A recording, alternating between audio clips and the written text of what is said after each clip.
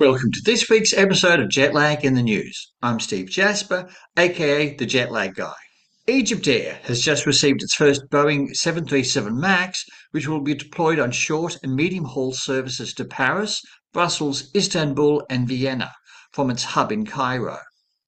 On the new jets, there are larger windows that increase natural light, expanded overhead bins accommodate more luggage, but most importantly for me, advanced LED lighting systems that reduce jet lag. Similarly, Air Canada has acquired a fleet of Airbus A220s, connecting its hubs in Montreal, Vancouver, and Toronto to destinations in Central America and the US West Coast. The Airbus airspace cabin has larger overhead bins, increased amounts of natural light, and again, most importantly for me, customizable LED lighting that reduces the impact of jet lag. At the soon-to-be-opened Western Sydney International Airport, two major Gulf airlines, Emirates and Qatar Airways, are a step closer to having daily flights from the new airport. The Australian federal government has announced it had approved Qatar and the United Arab Emirates for, quote, additional passenger capacity of 7 passenger services per week through the new Western Sydney International Airport as an international arrival and departure destination. Unlike the current Sydney Airport, the new Western Sydney International Airport will be open 24 hours.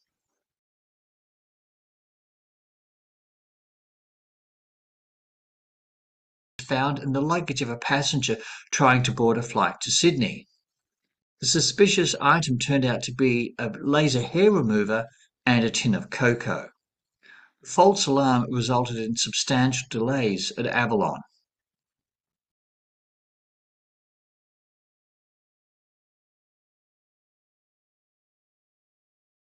Their itineraries were, quote, under review due to, quote, operational scheduling adjustments, leaving a lot of customers stranded at short notice.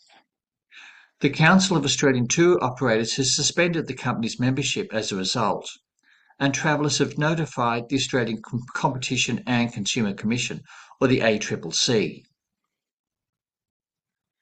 Jet lag is bad enough for grown adults who have to perform for work, but imagine how it is for children. Michelle Obama recalled a trip when the family travelled to Moscow. They went straight from the airport to the Kremlin, and her daughter Malia was about 10 years old. I'll quote directly from the interview with Michelle Obama.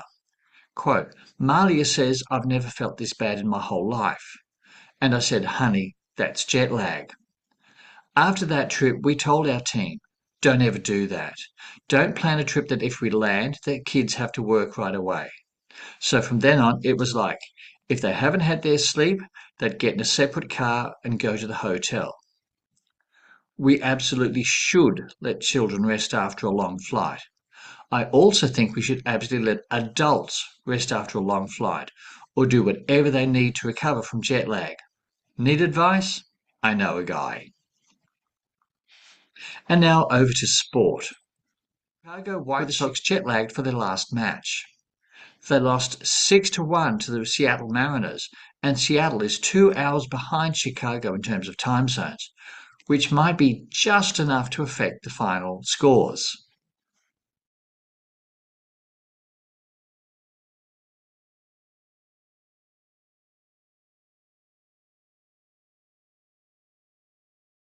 Different climates can affect outcomes, especially if the climate is very different from that of the competing team. Heat or cold, humidity, and altitude can have an effect, but a large effect is also from, you guessed it, jet lag. My online e-learning sessions about jet lag are up and available for the next few days. Until the end of this month, there's a really deep discount and the course will only cost US $10, so don't delay. Use the code JETLAG on the screen to activate the discount and with the QR code. I'm really pleased with the work Thinkaway Learning has done with this product. It's one product I'm proud to put my name to. And finally, Spirit the US Trademark Administration, or TSA, has been providing some guidance for items you can take on a plane versus items that need to be checked in. First up, a rotisserie chicken is fine. Quoting the TSA account annex, quote, protein shakes, 3.4 ounces, which is 100 mils, or less. But rotisserie chickens, as many as you can fit on your carry-on. So the bachelor's handbag is fine. But hold the gravy. The limit is 3.4 fluid ounces, or 100 mil for the rest of the world. And another item that is on the no-fly list is a magic 8-ball.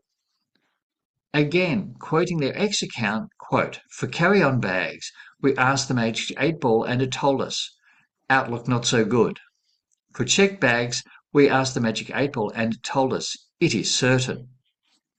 The reason is that magic 8-balls often contain liquids that exceeds the 3.4 fluid ounce or 100 ml limit. If you have any questions or want to know more about what I do, check out my website at www.jetlagguy.com.au. And that's this week's Jetlag. I'm Steve Jasper, aka the Jetlag Guy. Thank you for watching.